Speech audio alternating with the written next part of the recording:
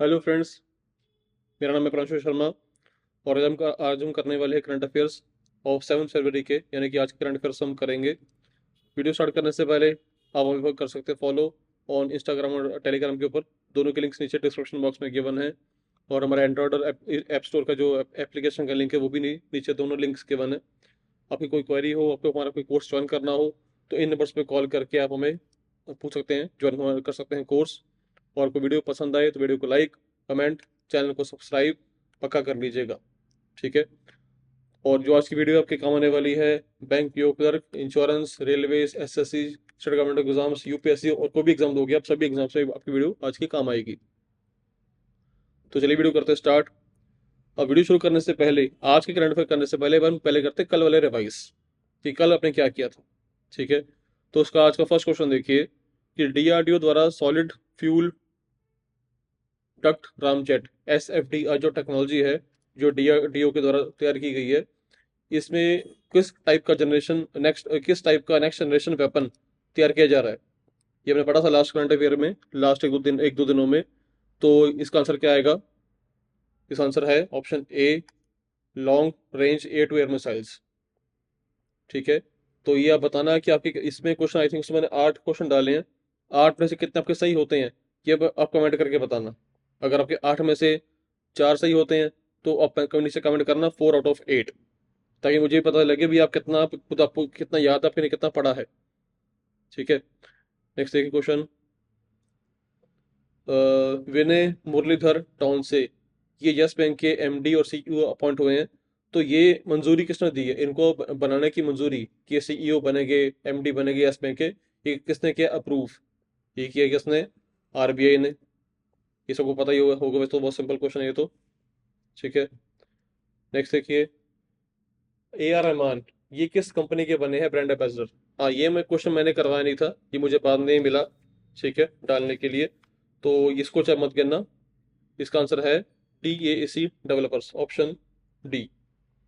तो नंबर अभी आप जो कमेंट कमेंट करोगे वो करना 8 आउट ऑफ 7 में से, 7 क्वेश्चन में से कमेंट करना कितने आपके सही हुए हैं। नेक्स्ट क्वेश्चन देखिए, भारत में आईटीआई को उन्नत करने के लिए पीएम सेतु कार्यक्रम हेतु 830 मिलियन यूएस डॉलर के ऋण किस अंतर्राष्ट्रीय वित्तीय संस्था ने मंजूरी दी है? तो पीएम सेतु प्रोग्राम के अंडर कितना 830 मिलियन डॉलर का लोन दिया है किस इंस्टीट्यूशन ने आईटीआई को इम्प्रूव करने के लिए इंडिया में? वो कौन सा? इसका आंसर क्या है? World Bank, option D. ठीक है। अगला क्वेश्चन देखिए, the e signature agreement to boost digital cooperation was signed between MeitY and which European Commission body? तो ये कौन सा था? इसका सही आंसर है DG Connect, option D. Next question देखिए, किस कंपनी ने किस कंपनी पर आरबीआई ने इम्पोज किया है 18.17 लाख फीस की compounding fees for FEMA violations? अब ये न्यूज़ क्या थी मैंने पूरा बताया डिटेल में लास्ट वीडियो में। जिन्होंने नहीं देखे वीडियो, पहले वो वीडियो देख कर ही इसको आगे करे। ठीक है। इसका क्या आंसर है? Option B, 197 communications. नेक्स्ट देखिए, दलाई लामा ने जीता है पहला ग्रैमी पुरस्कार किस श्रेणी में? इन्हें किस कैटेगरी में मिला है first his first Grammy award? तो वो कौन सी कैटेगरी है? Best book audio narration and story telling recording में।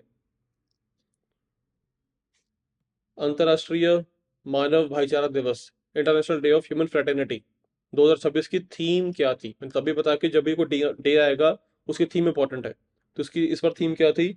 Dialogue over division, option D. हाँ। तो ये थे आज के 8 क्वेश्चन। अब 8 में से, यानी कि 7 में से तो मैंने नहीं करवाया था, तो आपके नीचे अगर आपके 4 सही हुए हैं, आप कमेंट कीजिए कि 4 आउट ऑफ 7। इस फॉर्म में आप कमेंट कीजिए, ताकि मुझे भी पता लगे आपने आपका कितना प्रिपेयर किया, आपने कितना पढ़ा है आप लोगों ने। अगर अगर मार्क्स कम बहुत कम आए हैं, मतलब आपको अभी और पढ़ने की जरूरत है। तो ये पढ़ाई छोड़ना मत, बहुत जरूरी है, बिकॉज ये सब एक न्यूज जो भी हमने देखा करंट अफेयर के फॉर्म में, एमसीक्यू के फॉर्म में ऐसा ही मिलेगा आपको जाके एग्जाम में। तो आपको एग्जाम की कैसे फॉर्मेशन होगी, एग्जाम में जाके क्वेश्चन किस तरह से आएंगे, मैं आपको वही उसी वजह से करवा रहा हूँ। ठीक है जी। चलिए अब शुरू करते हैं आज के करंट अफेयर्स। आज की देखिए फर्स्ट न्यूज़ क्या है कि इंडिया ने पे कर दिया है अपना जो उसका पैसा बनता था यूएन यूएन को पे करने वाला। देखो, यूएन क्या है? ये एक संस्था है जिसका नाम फुल फॉर्म क्या है? United Nations. ठीक है। अब इस संस्था को चलाने के लिए इसके 193 टोटल मेंबर है। आज की डेटाबेस की जो मेंबर कंट्री है वो 193 है। उनमें से 51 मेंबर स्टेट्स जो है, मतलब मेंबर के जो कंट्रीज हैं, हर एक का बजट सेट है उसकी अफोर्डेबिलिटी के हिसाब से कि कौन सी कंट्री कितना पे कर सकती है। क्योंकि संस्था को जब चलाना है तो पूरी दुनिया में काम करना है, पैसा चाहिए, एक्सपेंस करने होते हैं, सैलरी देनी है, जो भी कोई एक्टिविटी करनी है दुनिया दुनिया भर में, उसके लिए पैसा चाहिए होता है। तो ये सब देश जो हैं अपना अपने अपना शेयर इसमें देते हैं। तो इसमें इंडिया ने जो पैसा पे करना था यूएन को वो था कितना? 35.18 मिलियन US डॉलर। ये इंडिया ने पे करने थे, ऑलमोस्ट बन जाते हैं अप्रोक्सीमेटली 292 करोड़। इतने के आसपास ये पैसा बनेगा। इतना पैसा पे करना था इंडिया ने यूएन को, टू बी ऑन इस गुड बुक्स। और ये पैसा इंडिया ने टाइमली पे कर दिया है। ठीक है। अब टाइमली पे करने की वजह से ये यूएन की गुड बुक्स में आ गया है। इसे कहा जाता है ऑनर रोल। अगर आप किसी को टाइम पर पैसा पे करोगे तो ऑब्वियस बात है उनके आप गुड बुक्स में आ जाओगे। वही लाने के लिए इंडिया ने टाइम पर पैसा पे कर दिया अपना। ठीक है।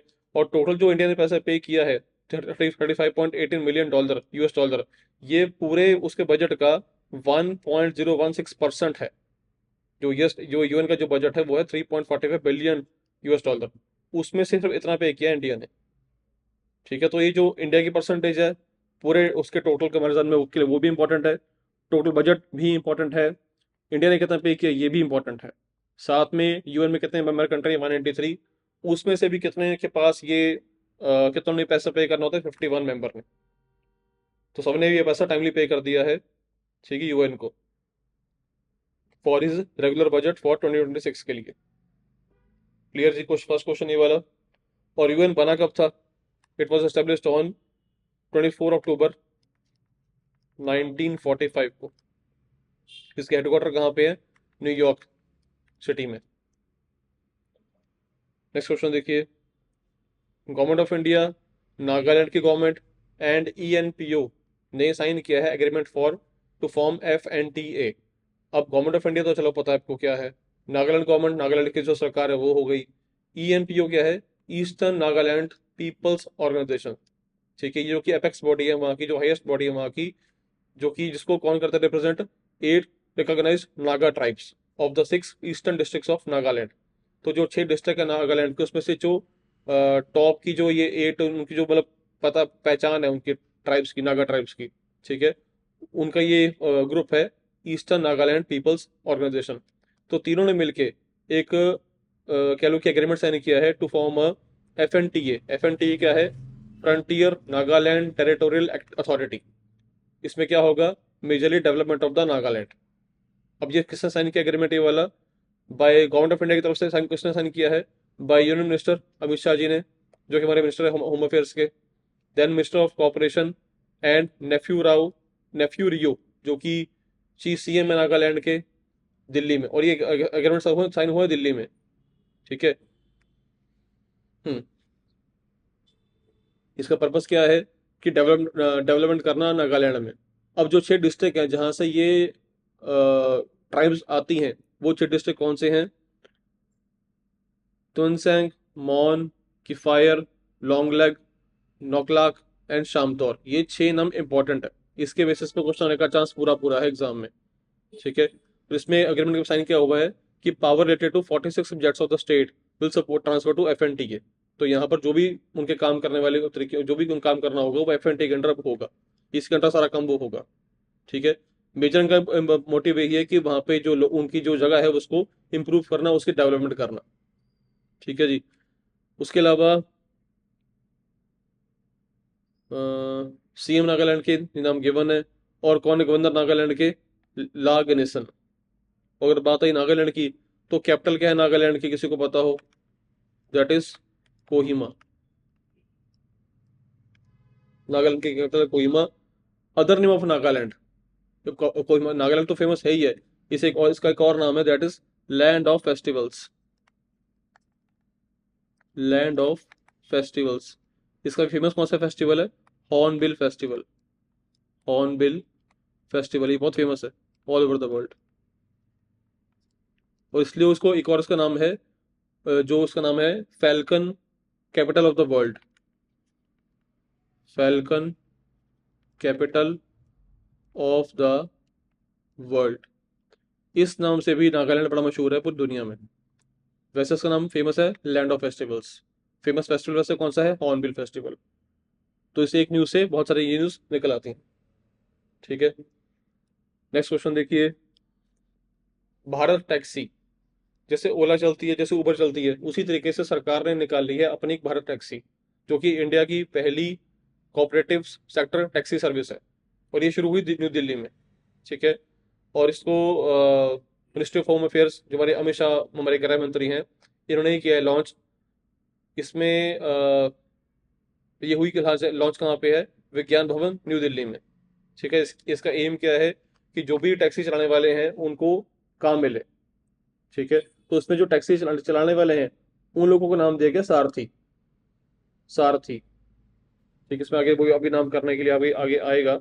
ठीक है, तो देखिए इसमें वही है कि Bar Taxi is a cooperative-led ride-hailing platform that enables booking of cars, three-wheeler, two-wheeler, providing an indigenous alternative to private aggregator-based services। क्योंकि अभी ये टैक्सी सर्विस में देखा जाए तो ज़्यादातर जो प्राइवेट ओनरशिप वही प्राइवेट वाले काम कर रहे हैं। ओला उबर ये सब प्राइवेट ही हैं, रैपिडो वगैरह सब प्राइवेट ही हैं। तो सरकार ने अपने अपना इसमें निकाला है चीज़ें वाली। ठीक है, और ये जो भारत टैक्सी है, ये काम करेगी किस एक्ट के अंडर? ये एक्ट का नाम इंपॉर्टेंट है, multi state cooperative societies act सन 2002। एक्ट का नाम इसमें बहुत इंपॉर्टेंट है, इसकी बेसिस पे क्वेश्चन आ सकता है कि भारत टैक्सी जो है वो किस एक्ट के अंदर काम करेगी। ठीक है, और ये जो भारत टैक्सी है, ये इसको कौन करेगा operate? By Sahakar taxi cooperative limited and major cooperative institutions, जैसे इफ्को, अमूल, एनसीडीसी, नाबार्ड, ये Krishak Bharati cooperative limited, NFED, NDDB, NCEL, सबके जो फुल फॉर्म है सबकी इंपॉर्टेंट है। एग्जाम में किसी में इसमें से किसी की फुल फॉर्म पूछ सकते हैं आपसे, क्योंकि ये होती रहती रिपीट। ठीक है, और अभी स्टार्टिंग में तो दिल्ली में भी ये काम करेंगे। इनका आगे उनका मोटिव है कि धीरे धीरे करते हुए इसको इंडिया में लेके जाएं। ठीक है, लिखा है cross India with in the next 2-3 years. जैसे इनका प्लान ये चल पड़ता है तो उसके अकॉर्डिंग पैसा जब आना शुरू होगा, फंडिंग होनी शुरू होगी, तो फिर आगे क्या है ये इनका जो प्लान चलता चला जाएगा। ठीक है, अब यहाँ पे जो ड्राइवर है उनको ये क्या नाम देंगे? सारथी। ठीक है, and are placed at the centre of ownership, यानी ऐसा समझा जाएगा ये इसके ओनर है, इस गाड़ी के ओनर हैं। इसमें कैसे ये काम करेंगे कि इसका प्रिंसिपल क्या है? सारथी ही मालिक, वही लिखा ड्राइवर इज द ओनर, कि जो गाड़ी का ड्राइवर है वही इसका ओनर है, टैक्सी चला रहा है। तो जो भी पैसा कमाएगा उसका 20% जाएगा सरकार को, बाकी 80% पैसा वो अपने पास रखेगा। तो ये बहुत बड़ा बूस्ट है इसके लिए, क्योंकि जो बाकी जैसे जो लोग अभी रैपिडो टैक्सी वगैरह में काम करते हैं, तो उनके पास अब उनका शेयर जो है काफ़ी शेयर प्राइवेट सेक्टर के पास चला जाता है, तो प्राइवेट कंपनी के पास चला जाता है। तो यहाँ पर उनके पास एक बहुत बड़ा बड़ा स्पेशल एज है कि 80% उनकी इनकम जो उनके पास रहेगी, जस्ट वो 20% पे करेंगे। ठीक है, इसमें एक वो भी आया है वुमेन एंटरप्रेन्योरशिप, इसमें बारे में आया है बाइक दीदी। मोर देन 150 वुमेन ड्राइवर ने भी इसमें अपना दिया है कि मेरे हमें भी इसको करना है ज्वाइन। तो उसका नाम क्या दिया गया? सारथी दीदी। ठीक है, उसके अलावा इसके सीईओ का नाम भारत टैक्सी के विवेक पांड्या। ये नाम इसमें इंपॉर्टेंट है अभी, इसके बेसिस पे क्वेश्चन आने का पूरा चांस है। वो सीईओ ये भारत टैक्सी विवेक पांड्या। और जो उसके 5 सारथी होंगे, टॉप 5 होंगे, उन्हें मिलेगा personal accident and family health insurance of ₹5 lakh, ये मिलेगा इसमें। ठीक है जी, नेक्स्ट देखिए क्वेश्चन। DPIIT, अब ये पूरा जो लिखा हुआ है इसका मतलब क्या है? सिंपली देखो समझो कि DPIIT क्या है। ये है department for promotion of industry and internal trade, जो कि अंडर आता है किसके? Ministry of commerce and industry के। ठीक है, तो इसने क्या कहा है, इसने ना स्टार्टअप इंडिया के रूल्स को थोड़ा आसान और बड़ा करने के लिए, मतलब बड़ा कर दिया इसके रूल्स को, इसके दायरे को बड़ा कर दिया, ताकि ज़्यादा बिजनेसमैन को उससे फ़ायदा मिले। इससे फर्स्ट फायदा था वो क्या लिखा हुआ है टर्नओवर के बारे में है, कि पहले जैसे ना अगर किसी कंपनी का सालाना टर्नओवर होता था 100 करोड़ से ज़्यादा अगर होता था, तो उसे स्टार्टअप नहीं मानते थे। अब इस लिमिट को बढ़ा के कर देगा 200 करोड़। क्यों कर दिया गया? इससे क्या होगा कि अगर कोई बड़ी कंपनी है तो उसको भी अब स्टार्टअप का फायदा मिलेगा। पहले 100 करोड़ की लिमिट थी, तो जो कंपनी का बजट ही मतलब टर्नओवर 200 करोड़ हो रहा था, तो वो उसके अंदर उसको इनका स्टार्टअप का फायदा फायदा नहीं मिल रहा था। अब 200 करोड़ वालों को भी स्टार्टअप का फायदा मिलेगा, मतलब उनको कोई ना कोई कंसेशन देने कुछ ना कुछ इनको मिलेगा फायदा उस चीज से, ताकि ये चीज बूस्टअप हो। ठीक है। उसके अलावा इसमें और क्या होगा कि इसमें पहले सिर्फ प्राइवेट लिमिटेड कंपनीज जैसे कि एलएलपीस हो गया या पार्टनरशिप फर्म्स हो गया, वही स्टार्टअप रजिस्टर हो सकती थी।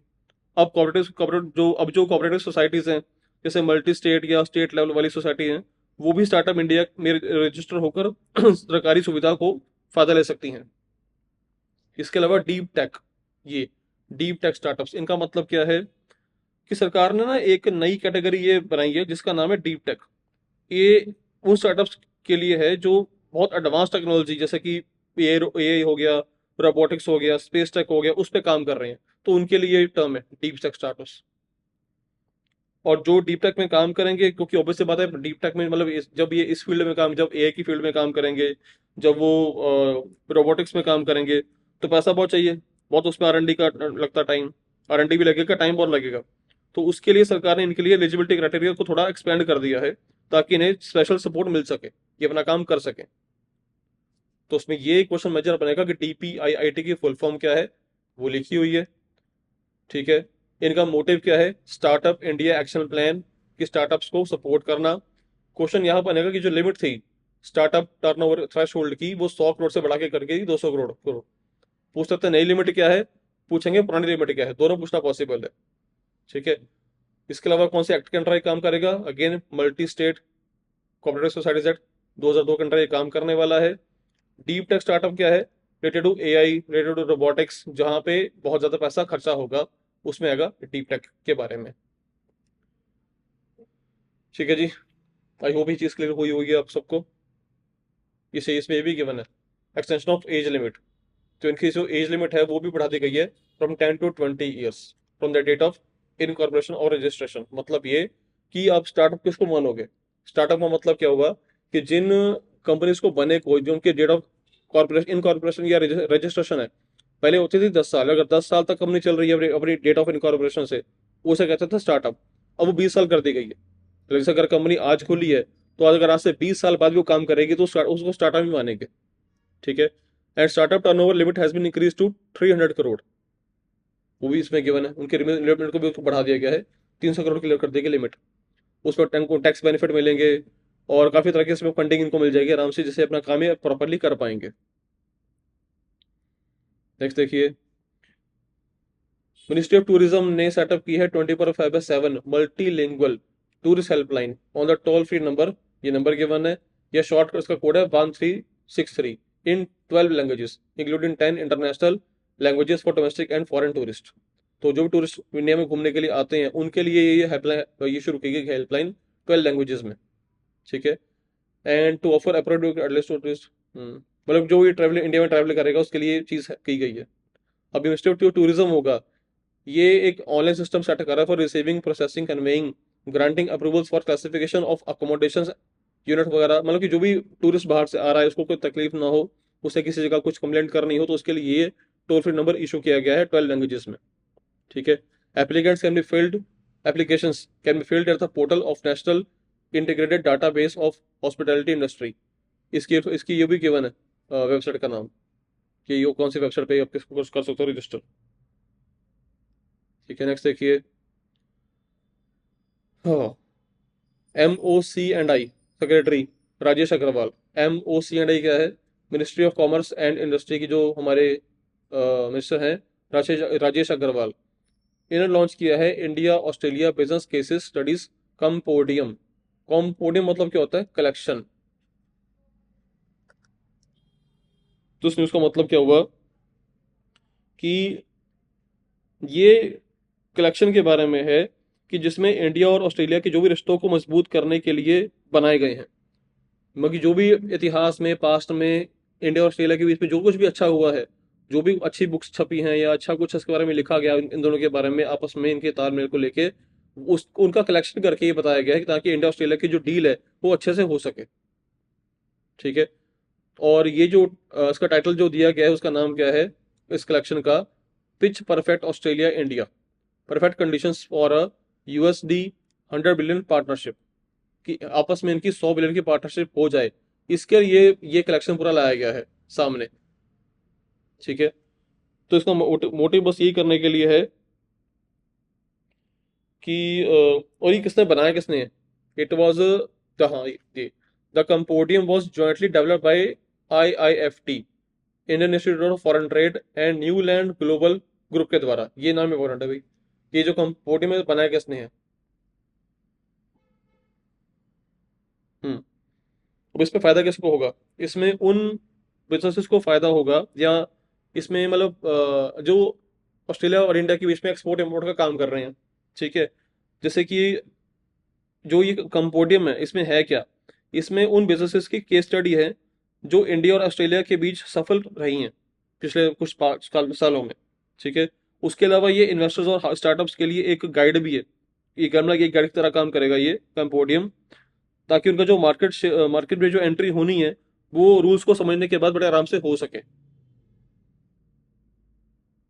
ठीक है, और दोनों का मकसद एक ही है, economic operation and trade agreement, economic operation and trade agreement, ताकि ये चीज हो सके, आपस में इनका ट्रेड प्रॉपर हो सके, दोनों देश अच्छे से ग्रो करें, क्यों तरक्की पैसे से, तरक्की तो इनकम से होनी है। ठीक है, वो भी चीज क्लियर पूरी हुई होगी आपको। नेक्स्ट देखिए,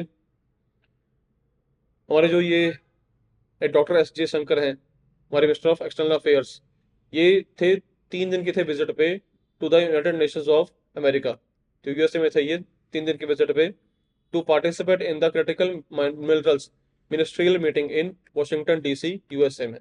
ठीक है, तो इस मीटिंग के दौरान और कौन था इनके साथ, मार्को रूबियो, ये सेक्रेटरी हैं USA के at the United states state department में, वॉशिंगटन DC में। इसके अलावा ये मिले थे स्कॉट बेसेट से, जो कि ट्रेजरी हैं सेक्रेटरी USA के।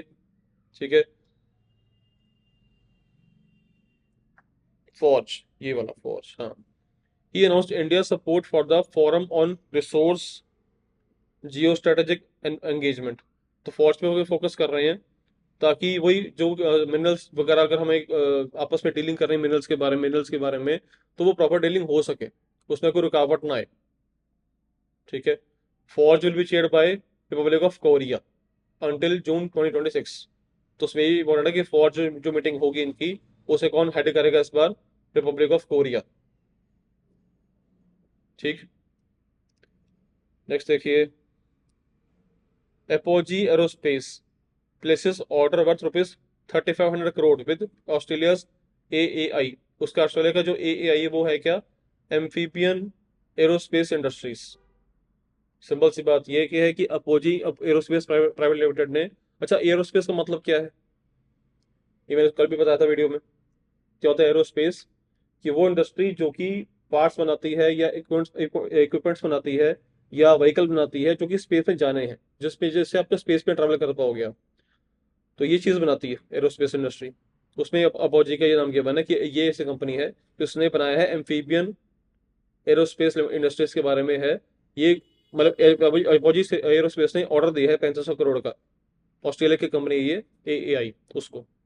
ठीक है, इसमें क्या लिखा हुआ है कि in addition to that Apogee aerospace will invest ₹500 crore to set up tail section of manufacturing maintenance repair overhaul facility, training उसमें होगी, उससे सिमुलेशन फैसिलिटी दी जाएगी under sorry in advanced integration capabilities in India में ही ये सब काम होगा। ठीक है, तो ये था अपोजी के बारे में।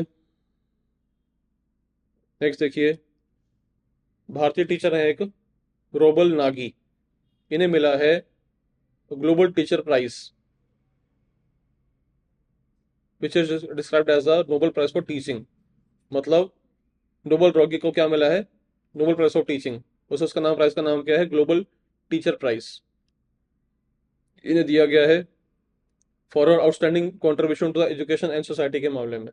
ठीक है, और अभी जो अवार्ड है, ये ग्लोबल, ये जो है गोल्डन टीचर प्राइज वाला अवार्ड, ये शुरू हुआ था 2014 में by global education management system के द्वारा इसको शुरू किया गया था, एंड वार्के फाउंडेशन के द्वारा in collaboration with united nations educational scientific and cultural organization के साथ यूनेस्को को भी इसका सामने लिया गया था।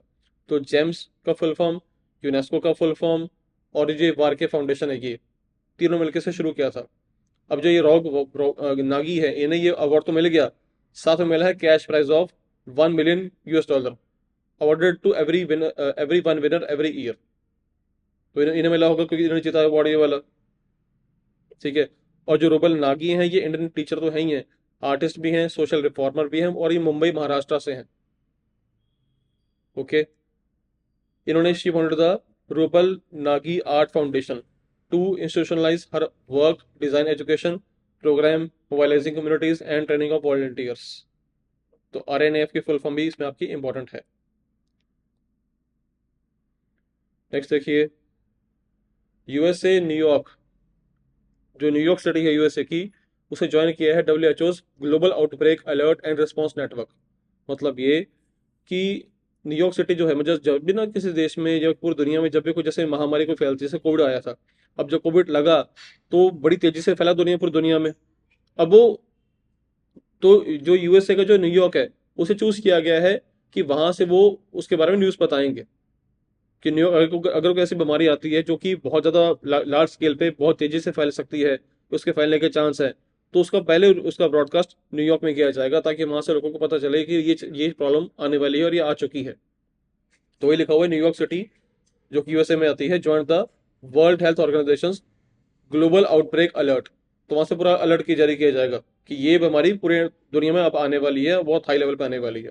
एंड रिस्पॉन्स नेटवर्क, तो गोन का फुल फॉर्म ये गिवन है, और ये पब्लिक हेल्थ केयर के लिए काम किया जाएगा। इससे पहले जो USA का शहर है इलिनॉस, इलिनॉइस सॉरी, ये इसको भी WHO ने अपना गोन के बारे में बताया था 3 फरवरी 2026 को। अब ये USA बेस में, न्यूयॉर्क बेस में आ चुका है। ठीक है। और ये गॉन है, ये बना था सन 2000 में। हम्म। बाकी इसके पूरे डिटेल गिवन है, एक बार आप पढ़ लेना, वो बहुत सी बेसिक चीज़ें लिखी हुई हैं। हालांकि क्वेश्चन ये बनने वाला है कि गॉन की फुल फॉर्म क्या है। इसने 3/26 में इसने किसको लिया है, इलिनॉइस को बनाया है अपना as a global outbreak alert बताने के लिए। और अभी कौन बना है, न्यूयॉर्क सिटी। नेक्स्ट है जी, टोयोटा मोटर्स ने अपॉइंट किया है कैंता कॉन को as a new president of and CEO। तो टोयोटा मोटर के जो नए बने हैं प्रेसिडेंट एंड CEO कौन है, कैंता कॉन। ठीक है। और ये इनके बने हैं, सॉरी CFO बने हैं, CFO चीफ फाइनेंशियल ऑफिसर बने हैं। ओके, दोनों ही है, CFO भी है, CEO भी है, दोनों ही है, FO भी है और EO भी है। ठीक है। इन्होंने किसको किया आके रिप्लेस, कोजी सातो को। इनसे पहले से कोजी सातो, उनको भी ये रिमूव हुए, उनकी जगह भी आ गई कैंता कौन। ठीक है।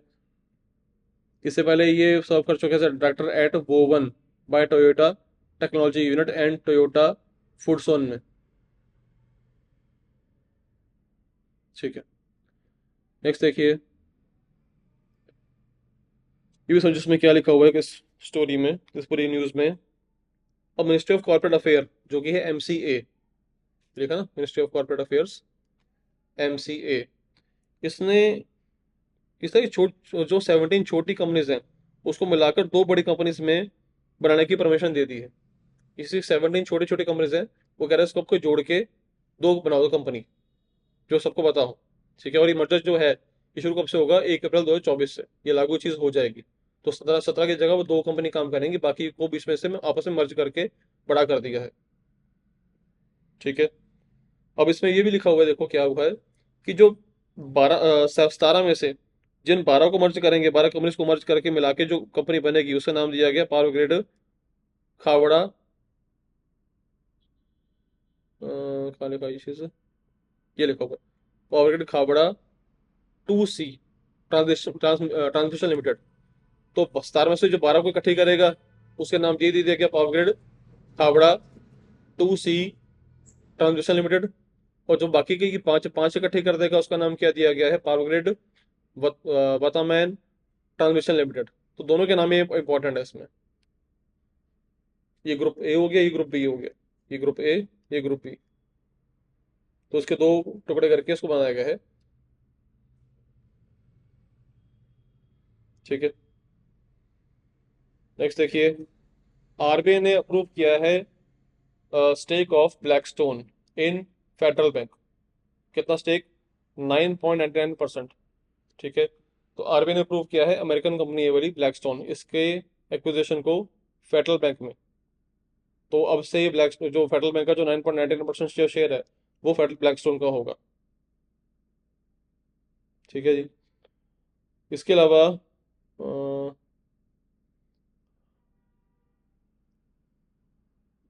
ये भी लिखा हुआ है कि ब्लैकस्टोन जो है इन्वेस्ट करेगा 6196.51 करोड़ इन्वेस्ट करने वाला है in the private sector lending through subsidiary Asia two Topco 13 PTE limited के द्वारा इंडिया में। ठीक है जी। ये तो सीधे इस पे कुछ नहीं बन रहा कि किसने इसको एक्वायर किया है, तो आरबीआई ने अप्रूवल दिया है, ब्लैकस्टोन ने किया एक्वायर फेडरल बैंक को। कितने परसेंट स्टेक से? 9.99% के स्टेक से। नेक्स्ट देखिए, रॉयल चैलेंजर्स बेंगलुरु ने जीता है second women premiere league title against Delhi Capitals के अगेंस्ट में। ठीक है, ये जो मैच था वो ये हुआ कहाँ पे था? At Vadodara international cricket stadium, Vadodara Gujarat में। तो यहाँ यहाँ मैच हुआ था ये वाला। ठीक है, अब इसमें जो आपके क्वेश्चन जो बनेगा करने के लिए, वो क्वेश्चन ये बनेगा इसमें से करने के लिए ये वाला, कि कौन था प्लेयर ऑफ द सीरीज। वो कौन था? सोफी डेवाइन, जो की थी गुजरात जायंट से। सबसे ज्यादा रन किसने मारे हैं? स्मृति मंदाना ने, जो कि रॉयल चैलेंजर है बेंगलुरु से।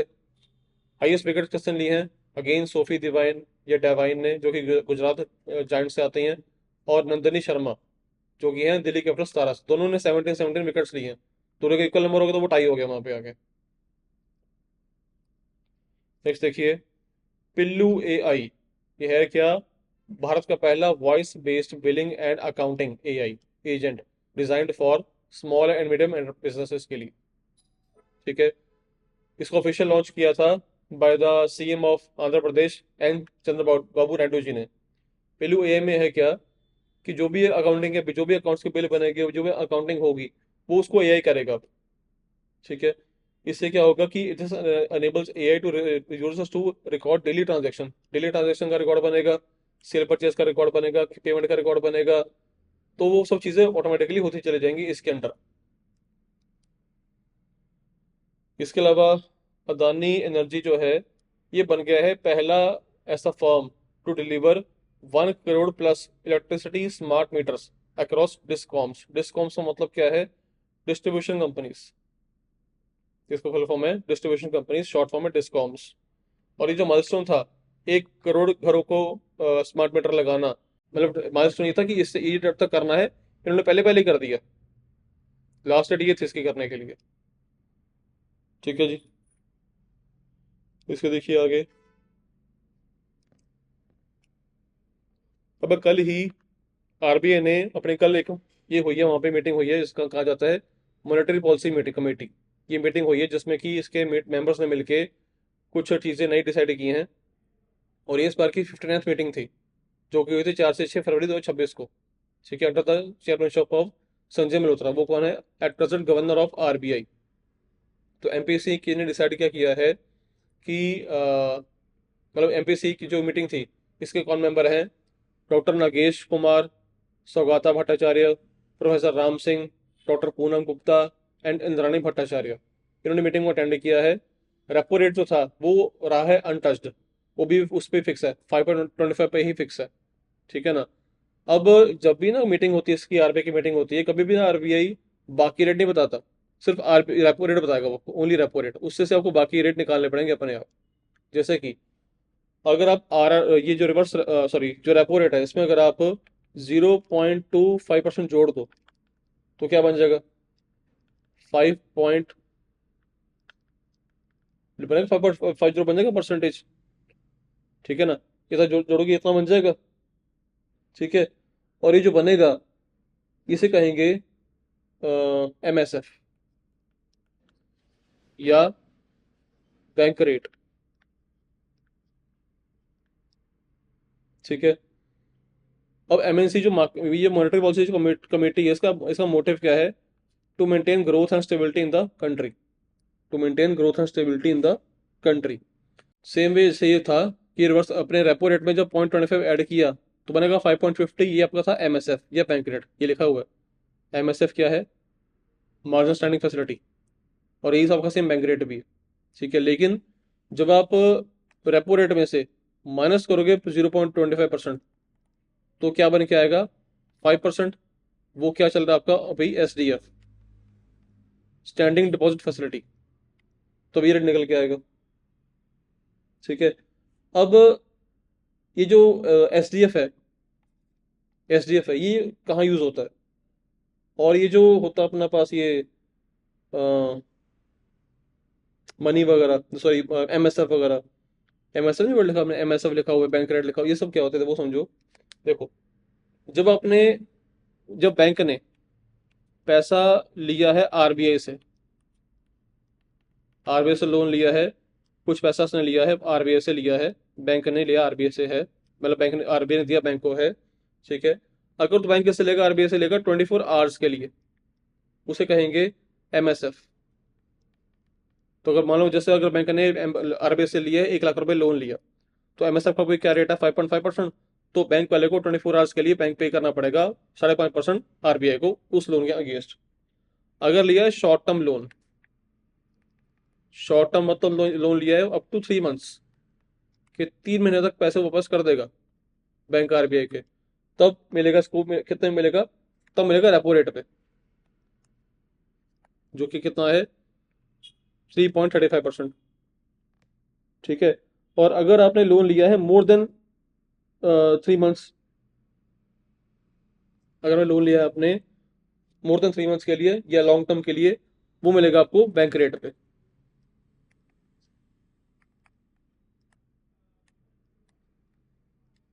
बैंक रेट आएगा, ठीक है। उसके अलावा जो मीटिंग हुई उसमें और क्या बता आरबीआई ने, आरबीआई का ये कहना है कि इस बार की जो इन्फ्लेशन जो रेट है 2026 के लिए वो है 2.1%। ये परसेंटेज पूछ सकते हैं आपके एग्जाम में जाके, ठीक है। उसके अलावा आरबीआई ने प्रपोज किया है कि 25,000 का देना पड़ेगा compensation for small value fraud के लिए। मतलब ये कि अगर कोई बैंक या अगर कोई कोऑपरेटिव एजेंसी है जो भी आरबीआई के अंडर काम करता है, अगर वो किसी पर्सन के साथ फ्रॉड कर रहा है, छोटी वैल्यू का स्मॉल वैल्यू फ्रॉड होगा, ठीक है। अगर मान लो कोई 50,000 तक का फ्रॉड हो गया, 25 का फ्रॉड हो गया, 20 का फ्रॉड हो गया, उस केस में जो बैंक बोलता है, आरबीआई बोलता है बैंक वाले को कि आपको 25,000 का कॉम्पनसेशन पे करना पड़ेगा कस्टमर को, ताकि कस्टमर का भरोसा बैंक से ना उठे, ठीक है। नेक्स्ट क्या है आरबीआई के बारे में? ये आरबीआई ने लगाई है 2 लाख की पेनल्टी, किसके ऊपर? On cooperative urban bank limited, जो जो कि है त्रिपुरा में, अगरतला, अगरतला भी था आगे, अगरतला कोऑपरेटिव बैंक लिमिटेड, जो क्या था आता है त्रिपुरा में।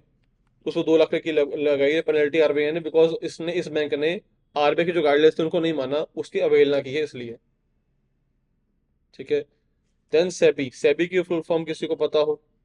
That is securities and exchange board of India, securities and exchange board of India. इसने 2 नए प्लान निकाले हैं। पहला है सिस्टमैटिक विड्रॉल प्लान, एक है सिस्टमैटिक ट्रांसफर प्लान। अब SWP और STP क्या है इसमें देखो, जो for mutual funds units in demat form. Demat का क्या होता है? डीमेटेरियलाइज्ड अकाउंट, एक होता है डीमैट अकाउंट, सुना होगा मे बी आपने। डीमैट अकाउंट का मतलब क्या होगा? डीमेटेरियलाइज्ड अकाउंट, उसकी फुल फॉर्म होती है डीमेटेरियलाइज्ड अकाउंट।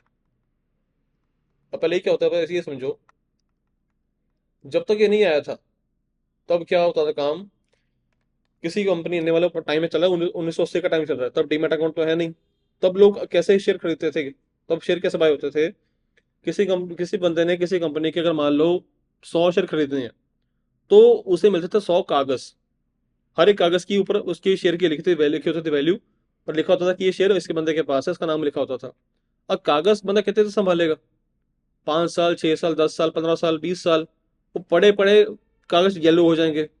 फिर उसको अलमारी रखे जहां पर हुए वहां पे उसमें वहां पे कुछ चूहा घुस गया, उसने कागज फाड़ दिए, या कागज पड़ा पड़ा इतना खराब हो गया कि वो पड़े पड़े फट गया, फिर प्रूफ नहीं को रहा नहीं उस चीज का प्रूफ कि आपने वो शेयर बाय किए हुए थे।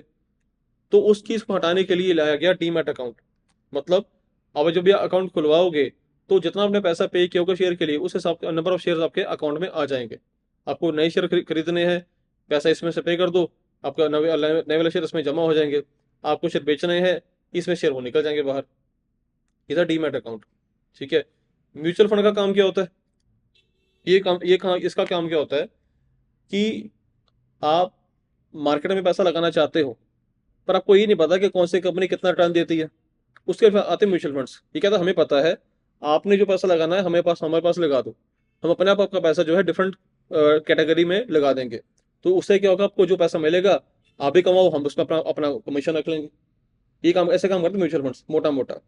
अभी जो प्लान आया SWP और STP, इसमें क्या है कि अब तक क्या होता रहा था कि अगर आपने पैसा लगाया म्यूचुअल फंड में, तो उसका पीरियड होता है कि 2 साल से पहले, 3 साल से पहले या 5 साल से पहले पैसा निकालना पॉसिबल नहीं है। पैसा जमा करते जा रहे हो या आपने इकट्ठा जमा करवा दिया, वो जमा रहेगा, कुछ टाइम के बाद ही निकाल पाओगे। तो अब आ गया WP, सिस्टमेटिक विड्रॉल प्लान। अगर आपने मान लो कि 1 लाख रुपए जमा करवा दिया, तो आपको सेबी बोल रहा है कि भाई आप चाहे सिस्टमेटिकली उसमें से महीने का 2,000, 4,000, 5,000 निकाल लो अपने हिसाब से। वो जब प्लान ये लागू होगा तब क्लियर होगा कि वो कैसे सिस्टम बनेगा, पैसा निकालने का कितनी परसेंटेज के हिसाब से बनेगा, भी कुछ उसके बारे में भाई कुछ डिसाइड नहीं किया गया है। बट ये प्लान ऐसा कुछ लाने की सोच रहे हैं। ठीक है। नेक्स्ट है सिस्टमेटिक ट्रांसफर प्लान। इसमें क्या है कि आपने मान लो पैसा लगाया था स्कीम ए में। ठीक है।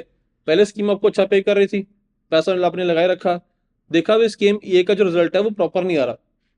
ठीक है। अब आप क्या काम करोगे, पहले इसको बेचोगे। ठीक है। इसको पहले बेचोगे, पैसा जो आएगा उसको फिर आगे लगाओगे। यहाँ पर क्या काम होगा, अब इस ट्रांसफर में सीधा ये पैसा जो लगा यहाँ पर उसको स्कीम बी में लगा दो, तो आपका टाइम बचेगा। तो इन दो आने की वजह से क्या काम होगा, मार्केट में नए नए कस्टमर और भी आएंगे, नए इन्वेस्टर और भी आएंगे। ठीक है ना। तो ये बूस्टअप है फॉर स्टॉक मार्केट में लाने के लिए इन्वेस्टर्स का। आई होप ये चीज़ें यहाँ तक सबको क्लियर हुई होंगी। थोड़ा टेक्निकल टॉपिक चल पड़ा है करने के लिए, बट करना तो पड़ेगा ही। ठीक है जी। नेक्स्ट देखिए, बस ये था जी आज का। तो ये था आज की वीडियो। आज आई थिंक सो सबको क्लियर हुई होगी। अपने मार्क्स जो हैं आपके आपके 7 में से कितने क्वेश्चन सही हुए हैं, वो नंबर जरूर कमेंट कीजिएगा, ताकि मुझे क्लियर हो कि आपको कितना पढ़ा आप लोगों ने। और वो कमेंट करने से आपको खुद को भी शर्म आएगी, भाई मैंने पढ़ा नहीं है, हमें पता होना चाहिए चीज़ों के बारे में। ठीक है जी। चलिए, मिलते हैं कल को नेक्स्ट वीडियो में। तब तक के लिए जय हिंद, जय श्री राम।